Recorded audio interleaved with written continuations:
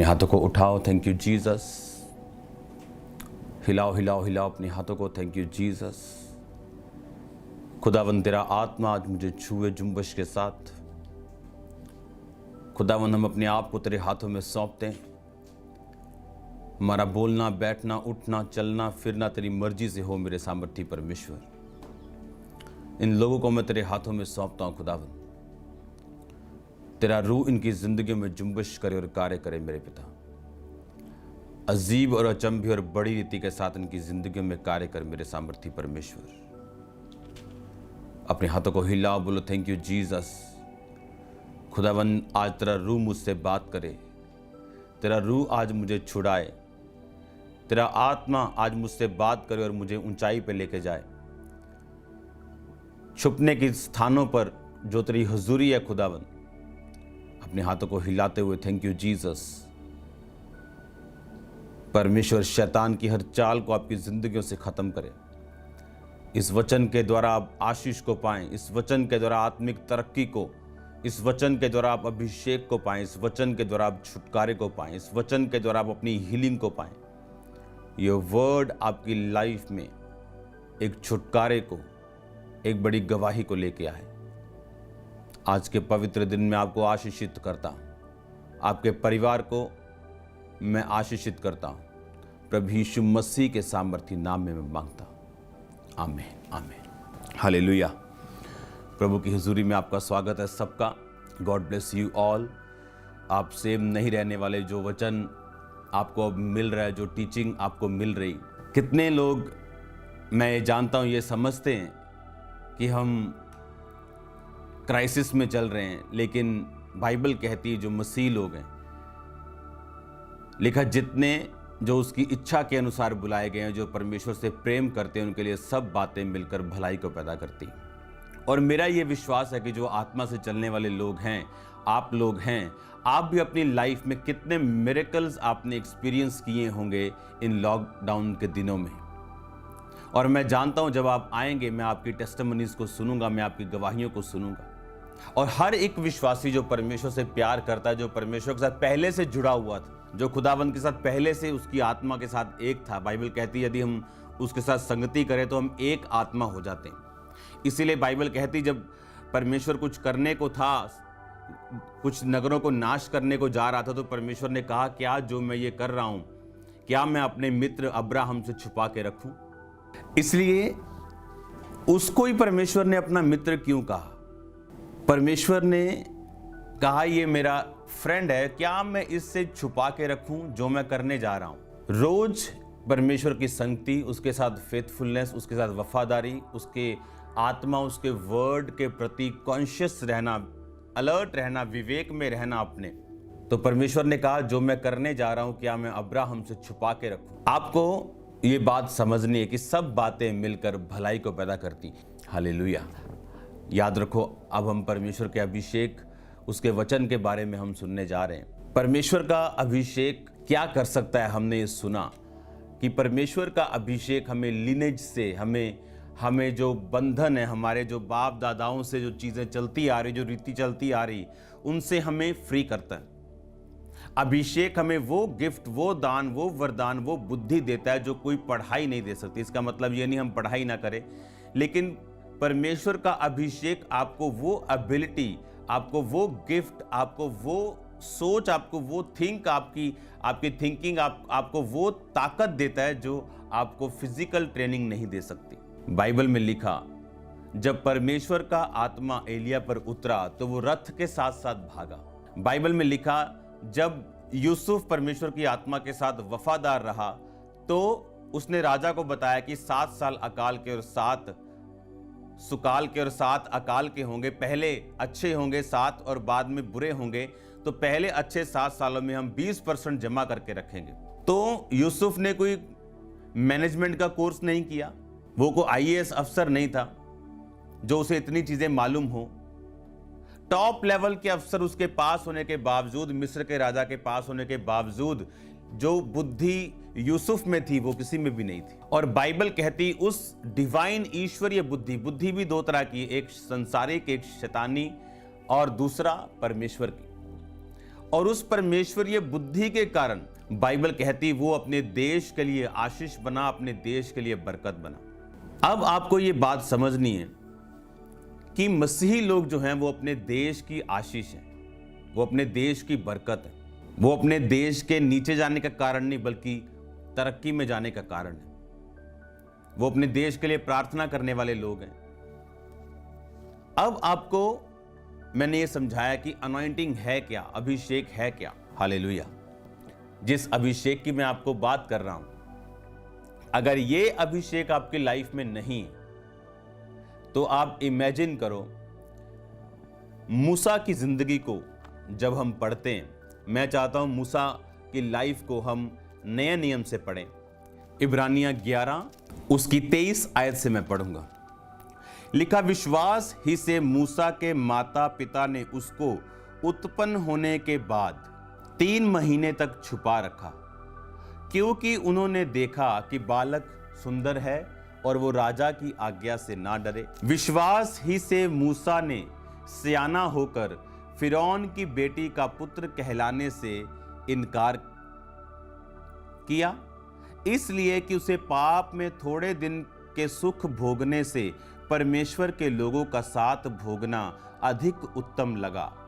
उसने मसीही के कारण निंदित होने को मिस्र के भंडार से बड़ा धन समझा, क्योंकि उसकी आंखें फल पाने की ओर लगी थी। विश्वास ही से राजा के क्रोध से ना डरकर उसने मिस्र को छोड़ दिया, क्योंकि वह अनदेखे को मानो देखा हुआ दृढ़ रहा। अब ध्यान से सुनो, मैंने आपको बताया कि अनॉइंटिंग क्या कर सकती।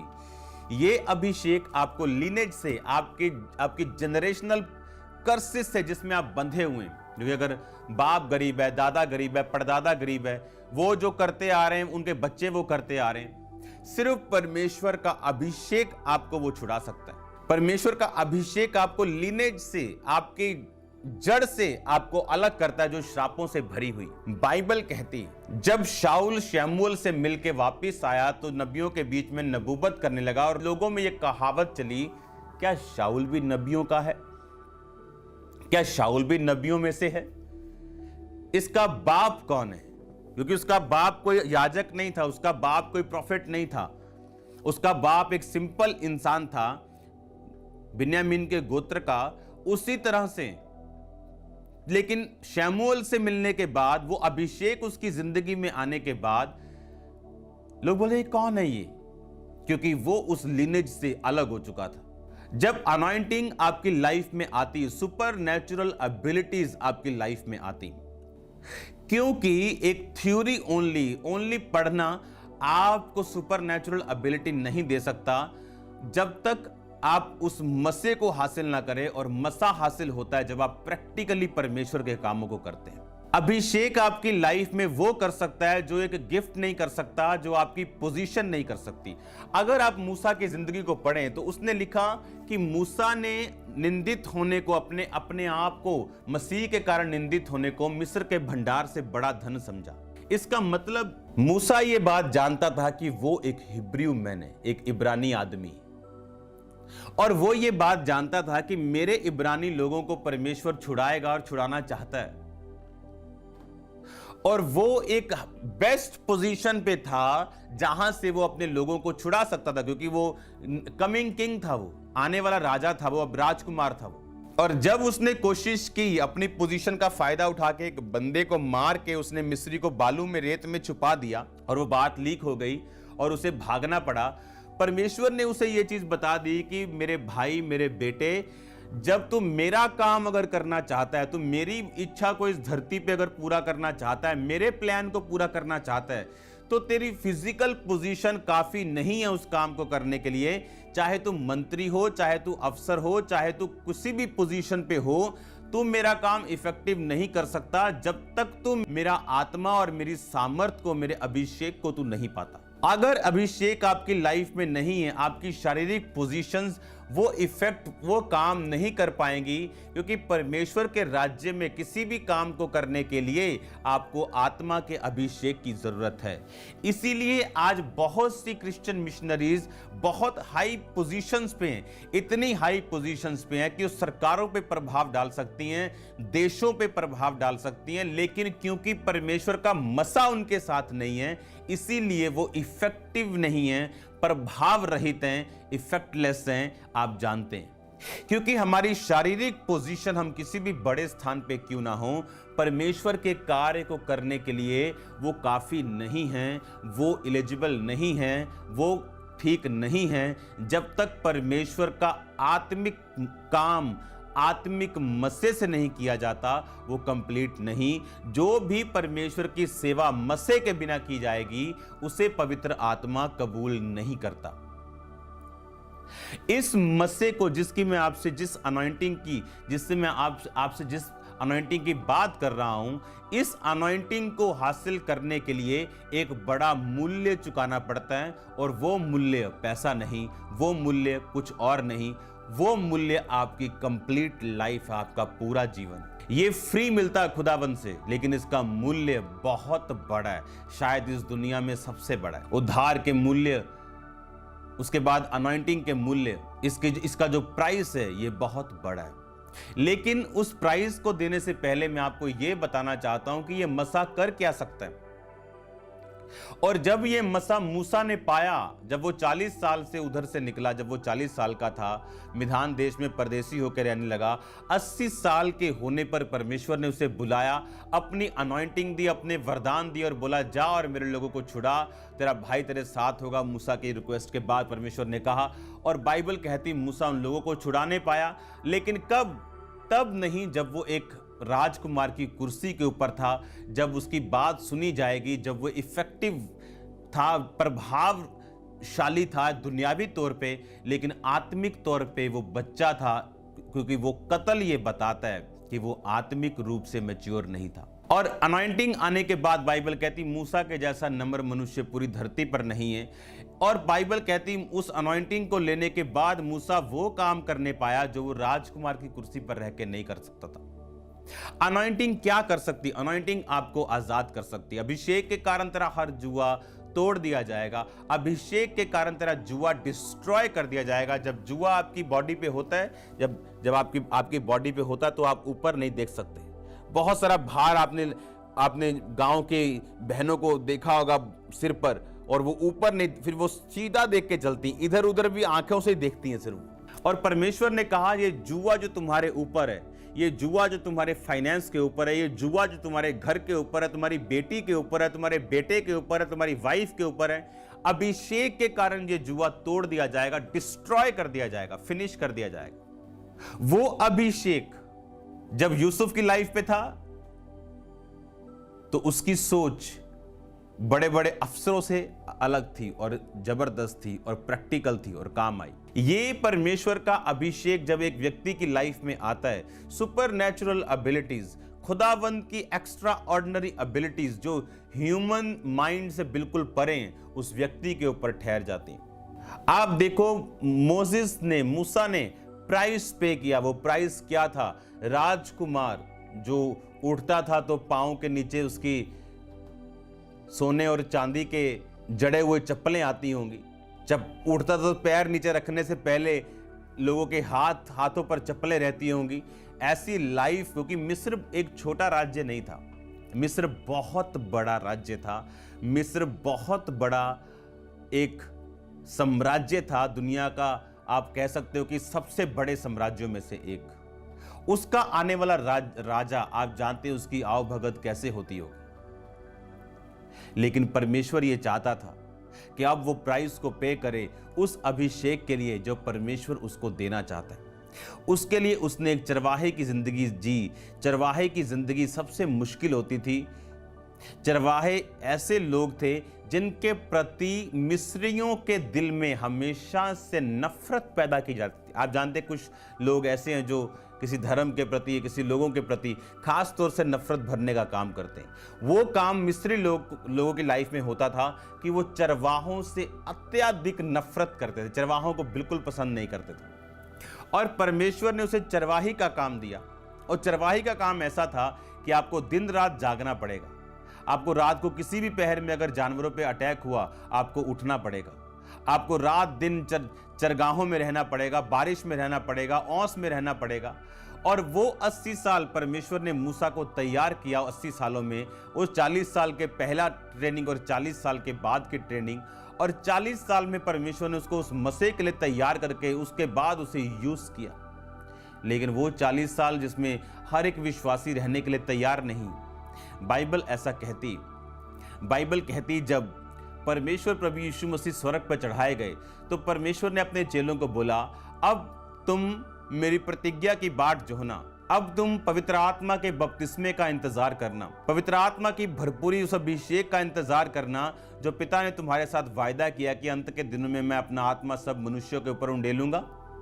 और बाइबल कहती कि वो 120 लोग इंतजार कर रहे थे, पेंटिकोस्ट के दिन भी प्रार्थना कर रहे थे, बाहर त्योहार मनाने के लिए नहीं गए। और बाइबल ऐसा कहती है, अगर आप ध्यान से बाइबल पढ़ें, वो समय एक डिप्रेस्ड टाइम था, डिप्रेशन से भरा हुआ। वाई? क्यों? क्योंकि यीशु मसीह को मार दिया गया। पॉलिटिकल प्रेशर इतना था राजा के ऊपर, किनका? महायाजक का, वोट बैंक, पॉलिटिकल प्रेशर, यीशु मसीह को मार दिया। अब कुछ लोग राजा के बहुत खिलाफ थे, कुछ लोग महायाजकों के बहुत खिलाफ थे। फूट पूरी बढ़ चुकी थी, पड़ चुकी थी। यीशु मसीह की मुर्दा देह जी उठ चुकी थी। अब उनको समझ नहीं आ रहा था कि यीशु मसीह कहां गए। कोई बोलता था उनकी लाश को चुरा लिया, पर लोग बोलते थे कि ऐसा नहीं हो सकता, वो पत्थर इतना बड़ा था कि उसको हटा नहीं सकता था। उस पत्थर को हटाने के लिए भीड़ आनी चाहिए थी। लेकिन ये बोल रहा है कि एक स्वर्गदूत आया और पत्थर को हटा दिया, एक बंदा उसे हटा नहीं सकता। अब इतनी फूट पड़ चुकी थी महायाजकों में, बड़े अधिकारियों में, राजा में, कि उसकी लाश कहां है, उसकी लाश कहां है। एक ट्रबल, एक डिप्रेशन का टाइम था। और अब क्या होने वाला था आपको मालूम? अब नेक्स्ट बारी जो थी वो चेलों की थी। अब नेक्स्ट खून जिनका होना था वो चेलों का होना था। आप जानते हैं उस टाइम इतना डर का माहौल था, क्योंकि वो इंतजार ये कर रहे थे कि कुछ फूट कम हो, कि महायाजक, उसके लोगों में फूट है, महायाजक और राजा में फूट है। सब बोल रहे हैं तुमने लाश चुराई, तुमने पंगे लिए, तुमने ऐसा किया, अब मेरी कुर्सी पे बात आ चुकी है, अब ये हो रहा है, वो हो रहा है। सब गवर्नर, सब चीजें, सब मैस हो चुकी थी। अब नेक्स्ट जो बारी थी वो चेलों की थी। उनको लोग मारना चाहते थे, लेकिन वो ये चाहते थे कि अब थोड़ी गहमा गहमी थोड़ी कम हो जाए, थोड़ा काम यीशु मसीह का जो काम है वो ठंडा पड़ जाए, थोड़ी इसकी चीज ठंडी पड़ जाए, तब इन चेलों को पकड़ेंगे, मार देंगे, और यीशु मसीह का जो नाम और उसकी जो टीचिंग है वो हम मिटा देंगे, उसे फिनिश कर देंगे। ये महायाजक भी चाहते थे और ये दूसरे लोग भी चाहते थे, क्योंकि सारा जो वोट बैंक था वो महायाजकों के पास था। और इसीलिए उस वोट बैंक के कारण राजा को उनकी बात माननी पड़ती थी कि ये लोग, डेमोक्रेसी चाहे ना हो उस समय, लेकिन प्रजा खुश रहे और ये हमें ट्रबल ना दे, ट्रबल मेकर्स ना बन जाएं। अब यीशु मसीह ने तो ये कहा है कि भाई तुम यरूशलेम को नहीं छोड़ोगे, और यरूशलेम का मतलब था उस टाइम की मौत का घर, कि डिप्रेशन, हर जगह सोल्जर्स लगे हुए हैं, फुल सिक्योरिटी, टाइट सिक्योरिटी, चेलों को ढूंढ रहे हैं। पर यीशु मसीह ने कहा तुम यरूशलेम को मत छोड़ना। आपको लगता है अभिषेक आसान है? 3 दिन रात के रोजे रखेंगे, प्रार्थना करेंगे, अभिषेक आ जाएगा? जिस व्यक्ति ने मसीह में आके रिस्क नहीं लिया, परमेश्वर ने उसको कभी अभिषेक से नहीं भरा। आज लोग डरते हैं, लेकिन याद रखो, चेले उस 120 उस ऊपरी कोठरी में रह के प्रेयर की उन्होंने, जबकि वो टाइम मोस्ट डिप्रेस्ड, और ऐसा टाइम था कि चेलों को मालूम था किसी भी टाइम उनका टाइम आ सकता है। जैसे ही यीशु मसीह की बात ठंडी पड़ेगी, लोग हमें पकड़ेंगे। पर बाइबल कहती रिस्क लिया और उन्होंने परमेश्वर का अभिषेक पाया। मूसा ने रिस्क लिया और अपना घराना छोड़ के 40 साल उस परदेसी होके 80 साल का होकर वापस आया, लेकिन वो अभिषेक से भरा हुआ था। पर क्या आप जानते क्या प्राइस मूल्य परमेश्वर ने लिया? आज हर बंदा अभिषेक में रहना चाहता है, पर व्यभिचार को छोड़ना नहीं चाहता, अपनी गर्लफ्रेंड को छोड़ना नहीं चाहता, अपने बॉयफ्रेंड को छोड़ना नहीं चाहता, अपने नशों को छोड़ना नहीं चाहता। जिस चीज के आप एडिक्टेड हैं, वो वीडियो गेम क्यों ना हो, परमेश्वर आपको छोड़ने के लिए बोल सकता है। बाइबल कहती मूसा राजकुमार होने के कारण भी मसीह के कारण निंदित होने को उसने और अच्छा समझा, मसीह के भंडार को त्याग दिया, सोने और चांदी के भरे हुए आप लगा लो गोदाम के गोदाम को उसने त्याग दिया, ताकि क्योंकि उसकी आंखें फल पाने की ओर लगी थी। ये अनॉइंटिंग जब चेलों के ऊपर उतरी, अब वो दलेर हो चुके थे। आप जानते हैं कई लोग, चाहे वो क्रिश्चियन सर्विस में जिस डिपार्टमेंट में भी हों, आप जानते हैं क्यों वो खुदा की मन मर्जी का काम नहीं कर पाते? क्योंकि उनके ऊपर अभिषेक की कमी है। क्यों वो डरपोक रहते हैं? क्योंकि उनके ऊपर अभिषेक की कमी है। क्योंकि अभिषेक तो गवा चुके हैं ब्लू फिल्म में देख देख कर। अब अभिषेक है नहीं तो कहीं ना कहीं तो वो दिखेगा। अब तो वो दिखेगा क्योंकि अभिषेक तो है नहीं। अगर अभिषेक नहीं तो आप दलेर नहीं। अभिषेक जब चेलों पे उतरा तो बाइबल कहती वो बीच में जाके परमेश्वर के घर के, उसके भवन के, मंदिर के, उसके चर्च के प्रीच करने लगे और किसी से नहीं डरे। उनको धमकाया गया कि चुप करो। कहते अब हम चुप नहीं करेंगे। कैसे हो सकता है कि हम मसीह की बात को छोड़कर एक इंसान की बात को सुने? अभिषेक आपको बचाता है, आपको कवर करता है। एक पास्टर परमेश्वर के दास के पास गया, सबमिट हो गया और खुदावंद ने उसे यूज करना शुरू किया, इस्तेमाल करना, बढ़ाना शुरू किया। आगे बढ़ता गया, बढ़ता गया, बढ़ता गया और एक दिन उसका मन फूल गया और उसने उसको छोड़ दिया। 1 महीने बाद उसके अटैक हुआ और उसने उस बंदों से पूछा कि तुम पहले क्यों नहीं आए? कहते जब भी हम तुझ पे अटैक करना चाहते थे, हमें कोई चीज रोकती थी, लेकिन अब 1 महीने से हमें ऐसा लग रहा है कि हम क्यों रुके रहे। कवरिंग, एसोसिएशन, संगति अभिषिक्त लोगों के साथ। बाइबल कहती जब पतरस और यूहन्ना ने लंगड़ा चलाया तो लोग बोले ये मछुआरा नहीं है। अगर आज आप कोई सामर्थ्य काम को ये चाय वाला नहीं है, ये तो रिक्शे वाला नहीं है, ये ऑटो वाला नहीं है। पर कैसे इतना बड़ा काम इसने कर दिया? तो लोग बोले अरे रुको, ये प्रभु यीशु मसीह के साथ रहे। एसोसिएशन किन लोगों के साथ है आपकी? क्या आपकी संगति अभिषिक्त लोगों के साथ है? क्या आपकी संगति व्यभिचारियों के साथ है? चोरी करने वालों के साथ है? हालेलुया। प्रेरितों के काम उसकी 3 बाब को जब आप पढ़ते हैं, उसकी 1 आयत से लेके जब आप 10 आयत तक पढ़ते हैं, जिसमें परमेश्वर ने पतरस के द्वारा उस लंगड़े को चंगा किया और लोग हैरान थे कि ये लंगड़ा कैसे चंगा हो गया। तो 40 साल से हम देख रहे हैं, ये तो फेक नहीं हो सकता। और परमेश्वर ने इसे हील किया और इन्होंने प्रार्थना की और पतरस कह रहा है कि उस नाम के ऊपर, जिस नाम के ऊपर हम विश्वास करते हैं, उस नाम ने इसे अच्छा किया। और लोग बोल रहे हैं नहीं, ये परमेश्वर के साथ रहे। एसोसिएशन, आपकी संगति मायने रखती। मैं आपको कुछ वचन दूंगा जो आप पढ़ेंगे। पहला शमूएल उसकी 22 अध्याय उसका 1 आयत। ये वचन मैं थोड़ा सा पढ़ता हूं आपके लिए। दाऊद वहां से चला और बचकर अदुल्लाम की गुफा में पहुंच गया। ये सुनकर उसके भाई वरन उसके पिता का समस्त घराना वहां उसके पास गया और जितने संकट में पड़े थे, जितने ऋणी थे यानी कर्जाई थे, जितने उदास थे, वो सब उसके पास इकट्ठे हुए। वह उनका प्रधान हुआ और कोई 400 पुरुष उसके साथ हो गए। अब ये 400 पुरुष जो साथ हुए, कोई उदास था, कोई कर्जाई था, कोई संकट में था।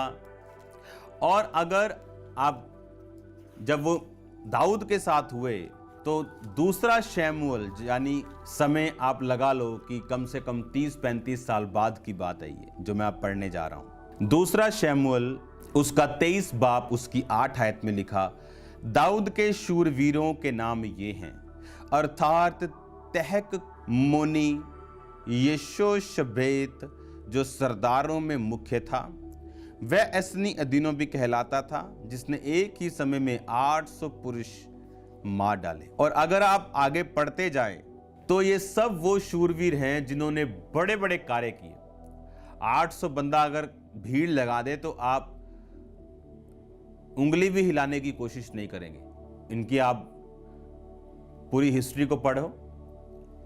ये वो लोग थे जो कर्जाई थे, ये वो लोग थे जो संकट में थे, ये वो लोग थे जो उदास थे अपनी लाइफ में, बट एसोसिएशन, संगति अभिषिक्त जन की, और लिखा वह उनका प्रधान यानी वो उनका अगुआ हुआ, और परमेश्वर ने उस अगुए के कारण सब कुछ उनका छुड़ाया और उनको शूरवीर बनाया।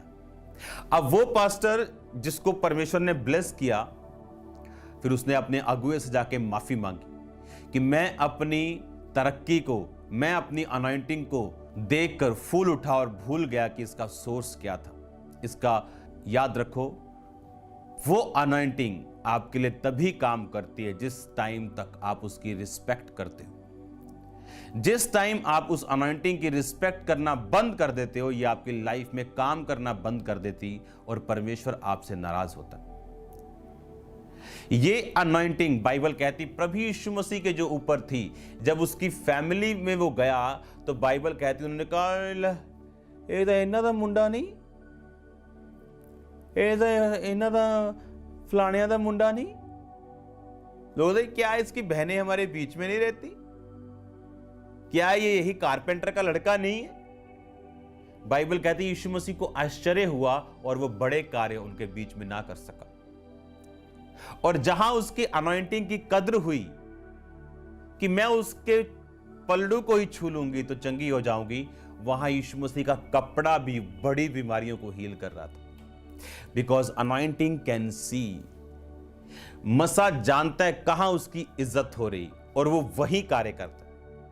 मैंने लोगों को ब्लेस होते, उसके बाद नीचे आते, उसके बाद और नीचे आते और पाप में जाते, यहां तक अपना उद्धार गवाते देखा है जब उन्होंने इस अनॉइंटिंग की कदर नहीं की। क्योंकि ये अभिषेक जब आपकी लाइफ में काम करता है, आपको लगता है कि सब कुछ मेरी बुद्धि की वजह से हो रहा है, और जब ये कट आउट होता है आपको मालूम होता है कि नहीं, कुछ डिस्कनेक्ट हुआ है मेरी लाइफ में।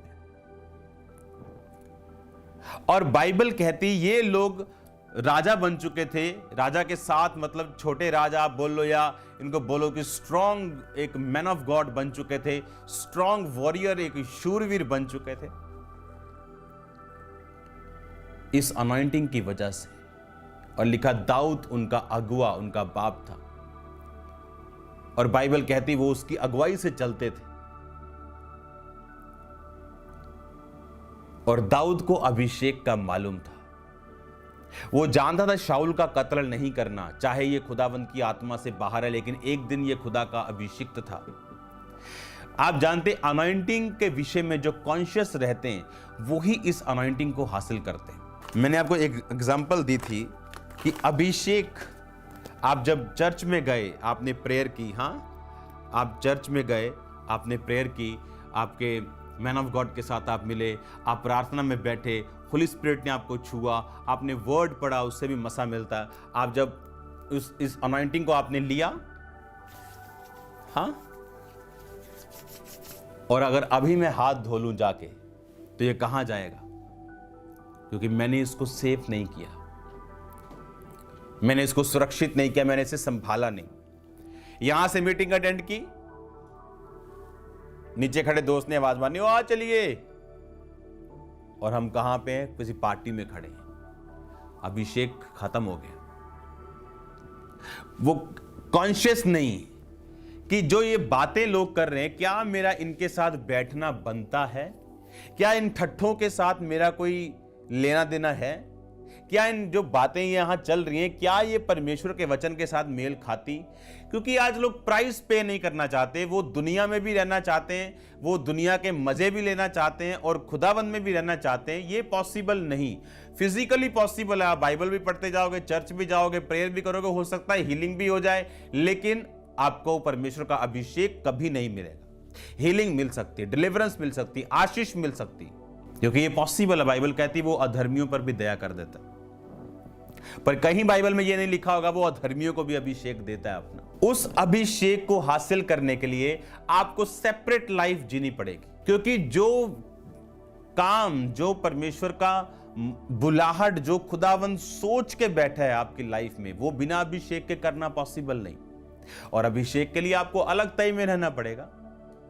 जो लोग बोलते हैं हमें किसी एसोसिएशन की जरूरत नहीं, घर बैठ के यीशु मसीह का नाम लो, वो सबसे झूठे हैं। विदाउट एसोसिएशन कहीं बाइबल में मसा नहीं आया। शाऊल कलीसिया के साथ था, बाइबल कहती जब तक उसे पवित्र आत्मा के द्वारा हाथ रख के अलग नहीं किया गया। चेले परमेश्वर के साथ थे, बाइबल कहती। तिमुथियुस पौलुस के साथ था, बाइबल कहती। शमूएल से मिलने के बाद शाऊल नबूवत करने लगा और लोग बोले इसका बाप कौन है? क्या शाऊल भी नबियों का है? बहुत से लोगों के बस की बात नहीं है इस मसीह में रहना, ये अनॉइंटिंग में रहना, ये बस की बात नहीं। एक इब्रियू शब्द हम फिर से पढ़ेंगे, 4886 वाला। मैं आपको बता दूं मसा है क्या। मसा यानी हिब्रियू में है मशा। मशा मतलब to anoint, to rub with oil, also to paint. क्या आपने अपने घर में एक ही बार पेंट किया जब बनाया था, कि थोड़े थोड़े सालों में, महीनों बाद आप फिर से करते? वो पेंट गंदा हो जाता है, वो पेंट पोल्यूट हो जाता है, वो पेंट उसकी ताकत कम हो जाती, वो फूल जाता है, झड़ जाता है, पावरलेस हो जाता है, कलरलेस हो जाता है, आप फिर करते हो। वैसे ही मसा है।